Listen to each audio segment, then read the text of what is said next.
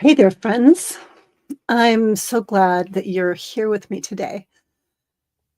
And before we dive in, let's just take a breath together. Inhale and slowly exhale.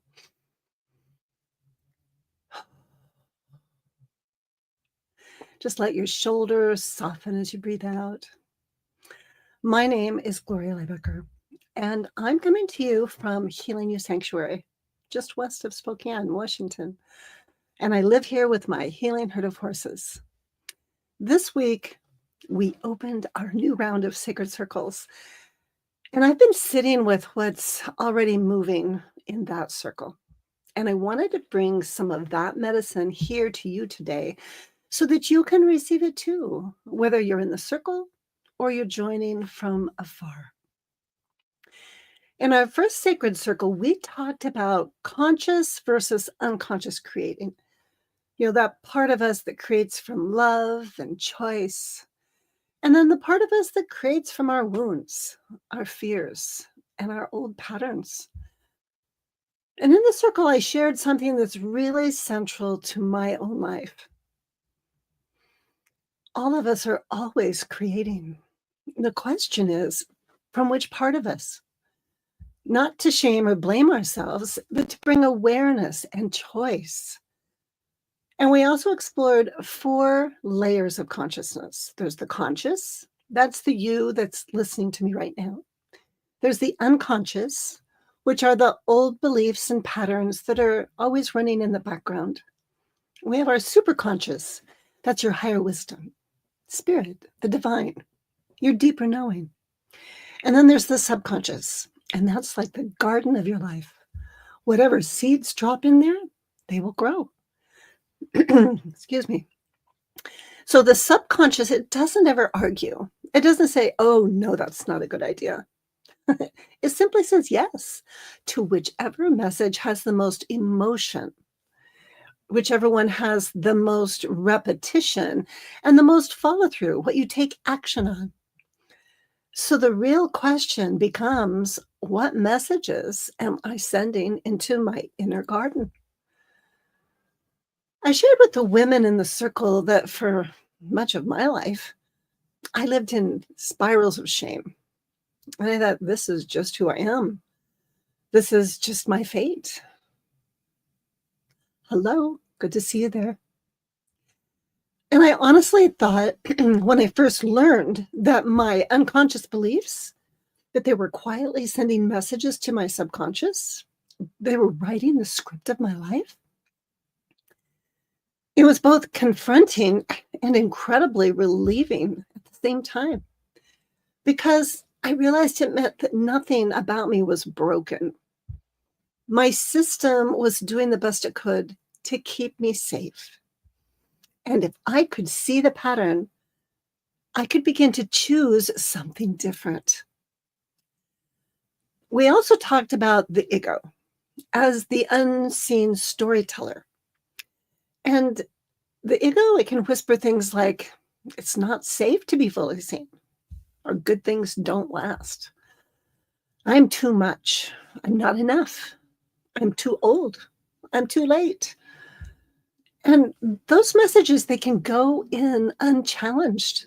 And then life starts to look like proof because belief creates reality, and then the reality reinforces the belief until we begin to wake up. And then we can say, hey, wait just a minute. Is this actually true?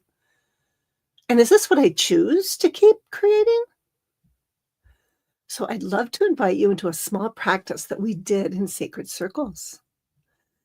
And if it's something that you would find meaningful, you might even grab a journal or use the notes app on your phone.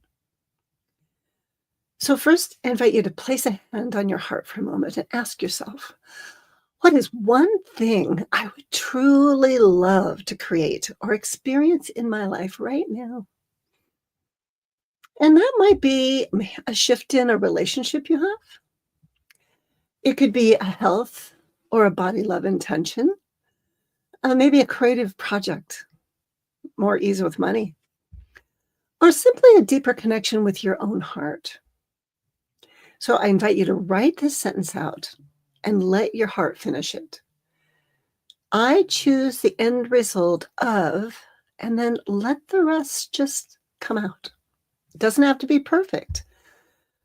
It's important for you to be honest. Now, underneath that, I invite you to write, my reservations are, and then just notice what voices show up. Sometimes they can sound like, oh, it'll be too hard. Or, oh, I've tried before and I failed. Or maybe it's, no one will support me.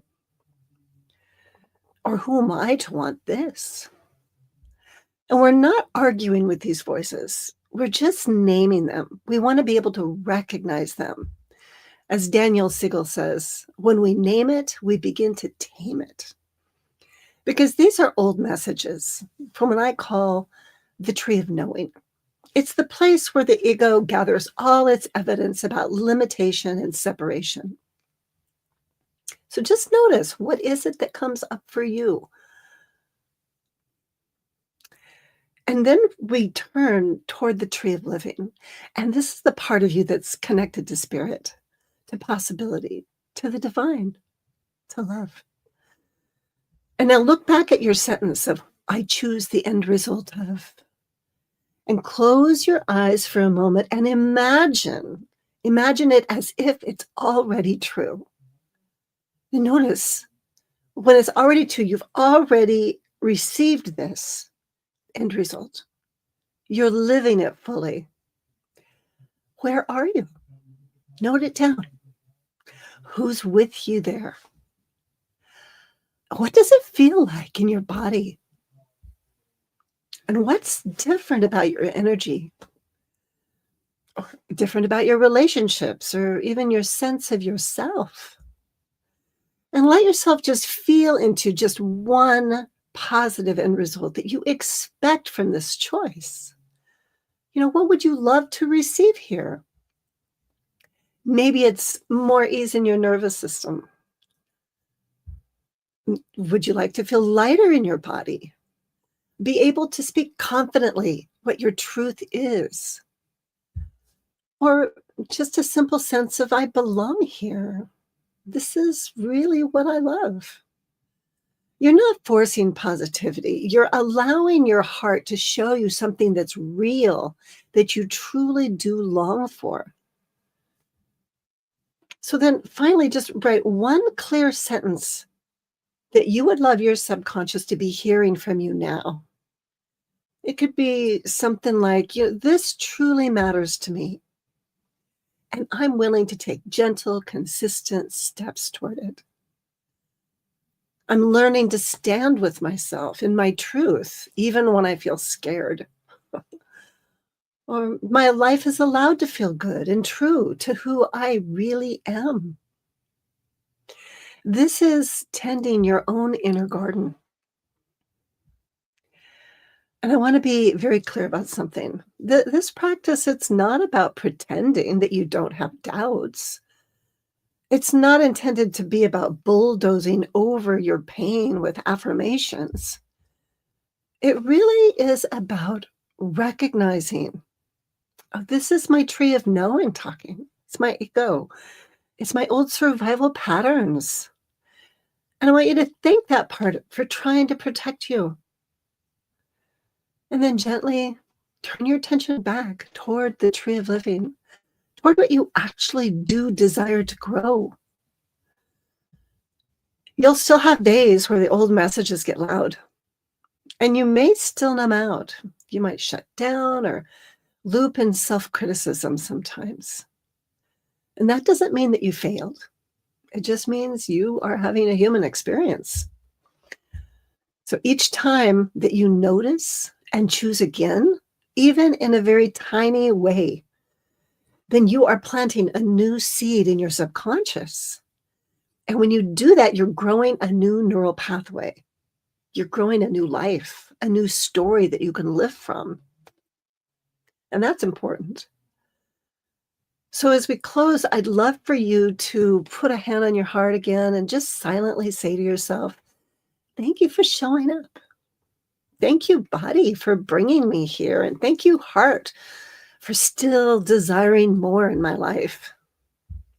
And if what we explored today resonates with you, this language of the inner gardens, the tree of knowing and the tree of living, of learning how to consciously create from your heart, then you're exactly the kind of person that I hold in my sacred circles. So stay connected. You can stay connected through my email list so you hear when new circles and retreats open. Or you can just subscribe to my channel or like it and follow along. You don't have to untangle these patterns alone. We are so much stronger in community with one another. So thank you for being here with me today and for tending your sacred garden. If you feel moved, I'd love to hear in the comments, what did you write after you wrote down, I choose the end result of? Or what new message are you choosing now to send into your inner garden?